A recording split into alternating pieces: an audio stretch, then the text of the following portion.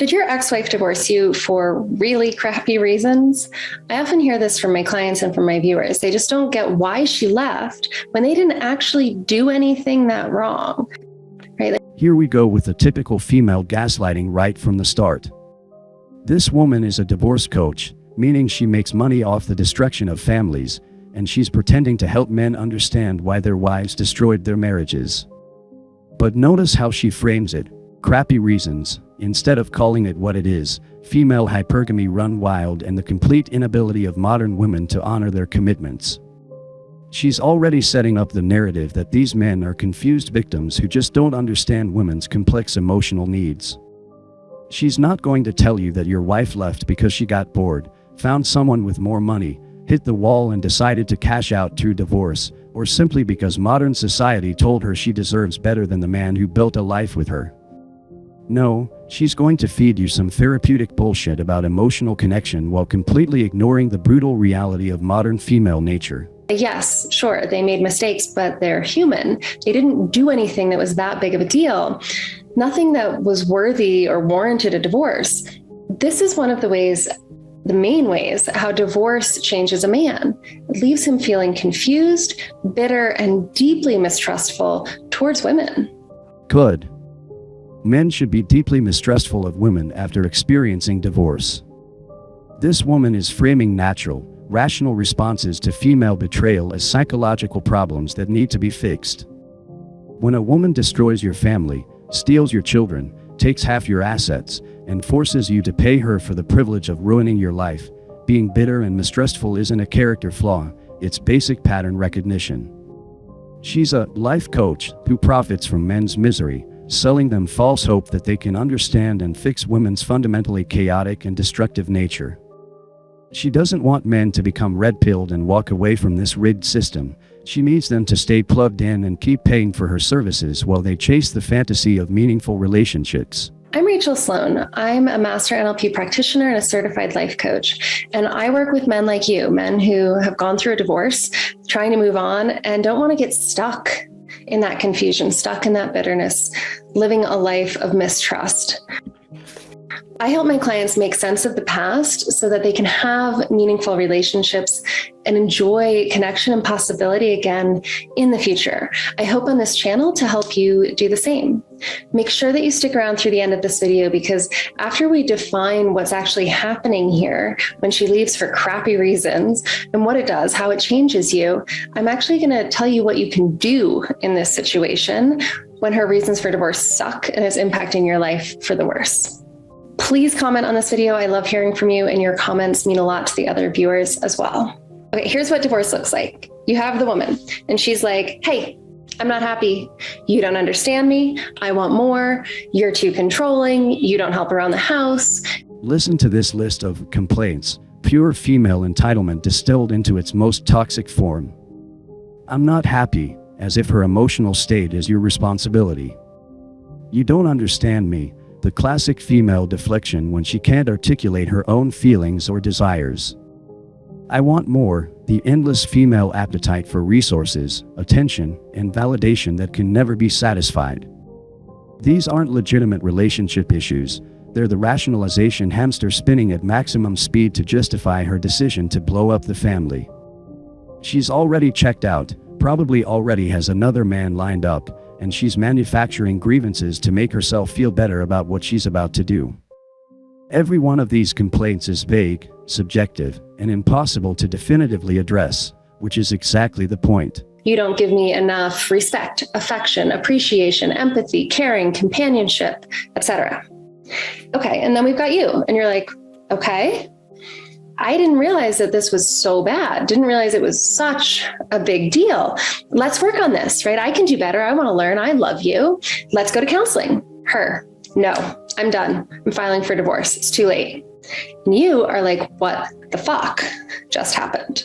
This is the moment that breaks most men, when they realize that their wife never actually wanted to fix the marriage. She wanted out, and all her complaints were just post hoc justifications for a decision she had already made. The rational male mind thinks, if there are problems, we can solve them together. But female psychology doesn't work that way. When a woman says she wants counseling or wants to work on things, she's not looking for solutions, she's looking for validation that the relationship is broken beyond repair.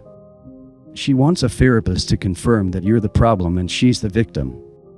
Marriage counseling has become divorce preparation therapy where women get professional permission to abandon their families. I see this far, far too often. It's confusing, it sucks, and it makes no sense. So often, men tell me this. Look, I know I wasn't perfect by any means, but come on, I didn't kill anybody. I never hit her. I didn't cheat on her. I didn't gamble away our entire finances. I drink a little, but I'm not an addict. How can she divorce me for this? I'm a good man. I'm a good husband. I'm a good father.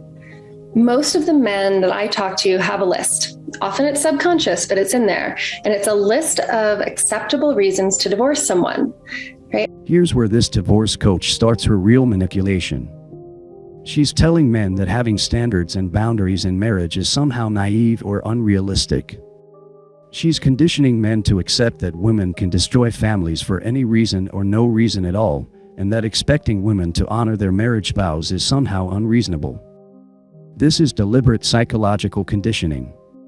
She's telling men that their masculine sense of honor, commitment, and accountability is outdated and harmful. She wants men to accept that women are emotional creatures who can't be held to the same standards of loyalty and commitment that men hold themselves to. She's normalizing female fickleness and calling it emotional sophistication. And those lists can be a little different person to person, but they're usually things that are pretty extreme, right? Murder, abuse. For some people, it's infidelity or certain financial situations or gambling. There's this mental list of things that it's like, okay, if she divorced me for that, I could understand, but I didn't do those things, right? Only a horrible person would do those things. Only a monster would do those things. I have thoughts about that too, because I don't actually agree with that thought. But a lot of men are thinking this way, right? Only a horrible person would kill somebody or beat their wives. I'm not a horrible person. I didn't do those things. So why is she treating me like a monster by filing for divorce? When you have this list in your head, these reasons that are acceptable for divorcing somebody, and you notice that you didn't do any of those things, and yet your wife is filing for divorce, this whole train of thought leads you down two really nasty roads. First, it sows a lot of seeds of self-doubt. Does she really think I'm as bad as somebody who beats his wife? Really? Is that how she sees me? Am I that hard to live with? Am I that bad of a person? Your self-confidence starts to waver when you think like this. If it goes on, it can even really begin to crumble.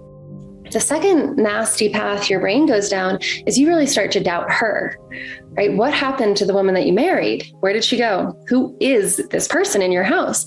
How could a good person do this to somebody they loved? How could she do it to her own children, right? You end up concluding, well, she probably never loved me, right? She's just been using me this whole time and I don't even know her. Both the self-doubt and the feelings of betrayal and mistrust often start to grow even worse when you try to save the marriage. When you push for counseling, for therapy, for reconciling, you try to prove to her, you say, hey, look, these reasons, this is not enough to warrant divorce. Let's work on this. I'm willing to work on this. If she doubles down on her decision, which she usually does, and she often gets nasty and accusatory in the process, her continued aggressions, which are often unwarranted and often paint a very unpleasant and unfair negative picture of you throughout the marriage, that adds to your already painful feelings of both self-doubt and shame. And they also confirm that the woman you loved is not the person you thought she was. This is a lose-lose cycle for you. You lose faith in yourself, you lose faith in the woman you love, and perhaps you lose faith in women in general. All of this sets you up perfectly to feel despair, helpless, hopeless, and depressed. This is one of the ways that I often see divorce changing a man for the worse.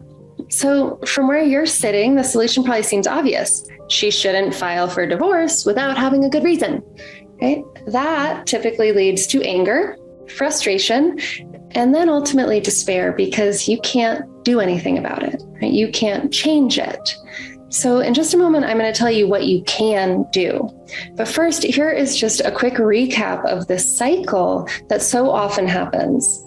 Okay, so first, women have lots of reasons for filing for divorce. To you, they probably look like really shitty reasons, especially if you have kids and are willing to work on the relationship. So then you seek to make her understand that and help her see that she's making a bad choice for bad reasons. And she pushes back, becoming aggressive, accusatory, or even cruel. The end result, where this path leads you, is not only a divorce that you don't want, but also endless questioning inside your own self, inside your own brain, questioning yourself and your own worth, questioning her character, and maybe questioning how you chose such a bad character, and perhaps questioning the wisdom of ever trusting a woman again. All of that doubt and betrayal leads you down a path that ultimately ends up in despair, depression, and loneliness. So, what can you actually do about any of this? To break free from the cycles of doubt and mistrust, to get off of these paths, the one powerful thing you can do is take a big step back, a step out of your own preconceptions, and look at what is really happening. She didn't leave you for the reasons that she gave you. She left you because she felt alone and she didn't know how to reconnect. This is where the real gaslighting begins. After spending the entire video acknowledging that women leave for crappy reasons and destroy families over minor complaints, she suddenly pivots to making it the man's fault. The woman who refused counseling, refused to communicate, and chose to blow up the family is actually the victim who was feeling alone. This is classic female accountability deflection dressed up as psychological insight. She's telling men that when their wives betray them and destroy their families, it's actually because the men failed to meet their wives' unspoken emotional needs. The woman who chose destruction over repair is somehow the injured party who was just trying to reconnect. She likely tried to reconnect in ways that didn't work, right? They probably didn't take into account your needs or your fears or your desires, just as you have likely tried to connect with her in ways that didn't work. I'm saying this, right, that the reasons she gave you for the divorce aren't the actual reasons, but she probably doesn't know that. She likely doesn't know the real reason that she's leaving. She doesn't identify it as feeling alone. Most of us in Western society are so out of touch with our deeper emotional needs that we feel anger or frustration and we just think that's it. We're angry. We have no awareness of the underlying fear or pain that is always behind anger. But it is. It's always there. So she's not just this like evil, angry bitch who's like lying and manipulating and breaking your heart on purpose and stealing your kids.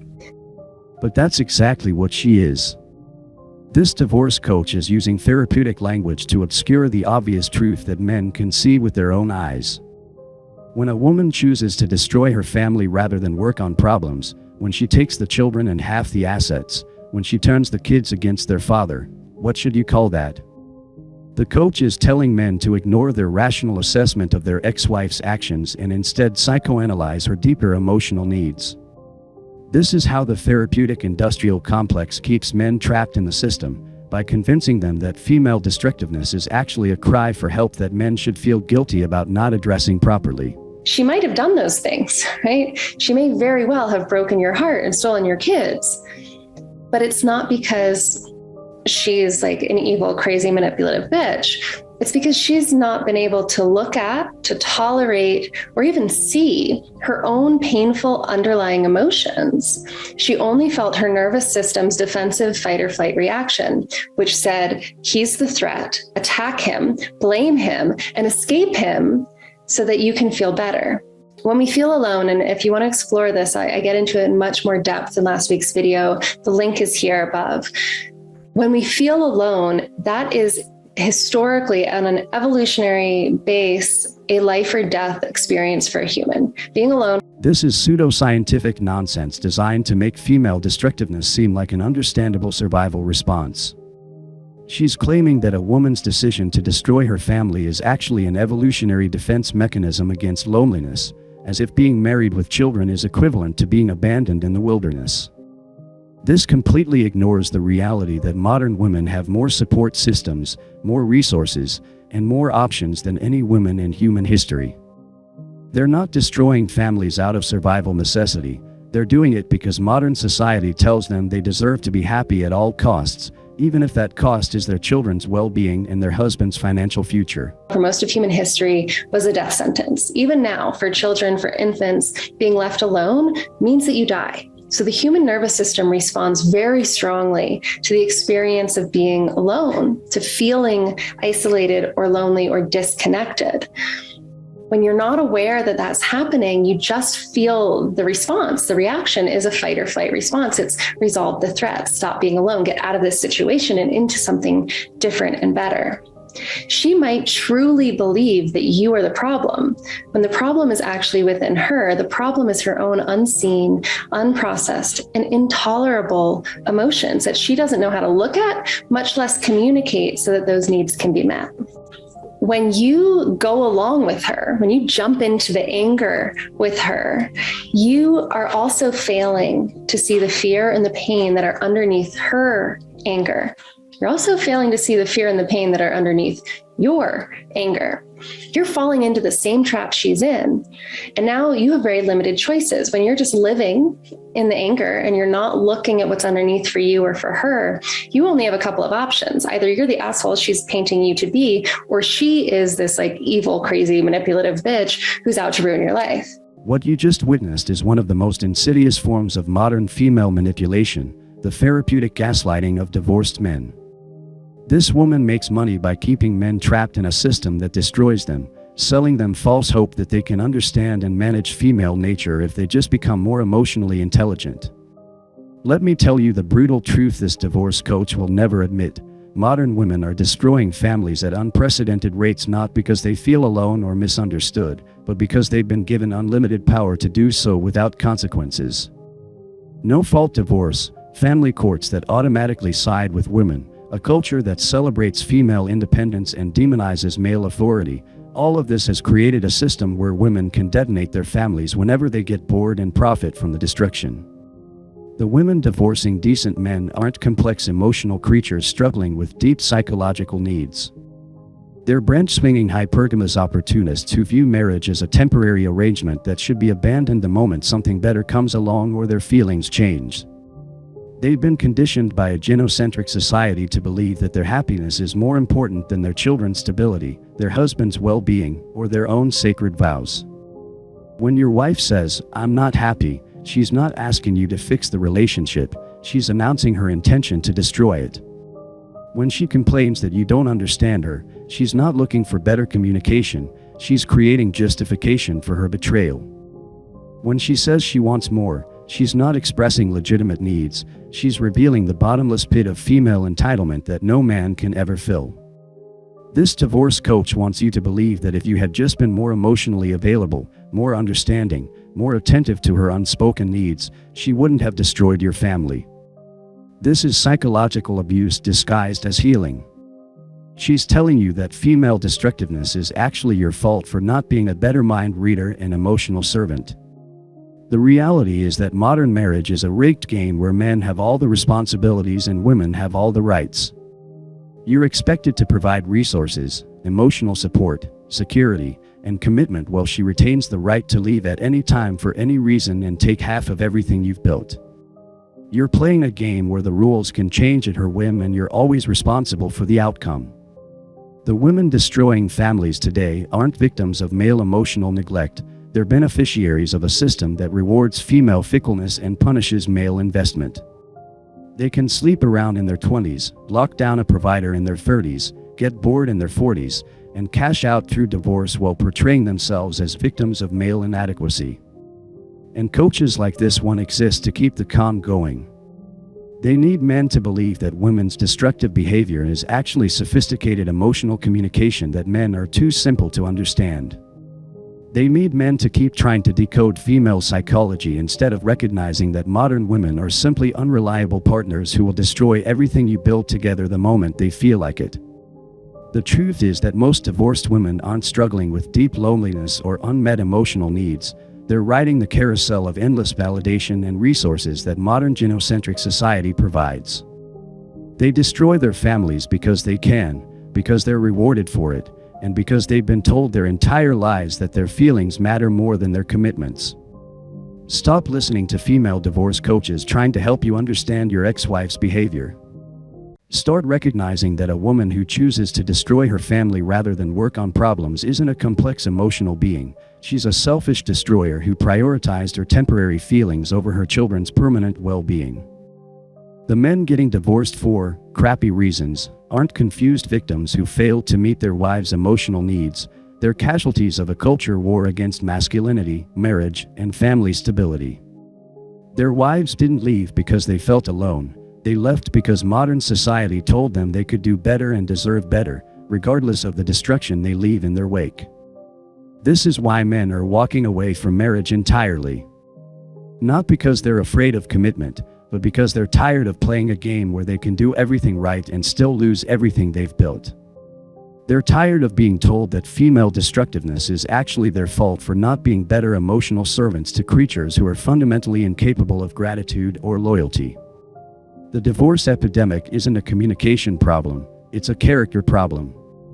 And no amount of therapeutic insight is going to fix women who have been programmed by modern society to view marriage as a temporary transaction and children as bargaining chips in their quest for infinite validation and resources.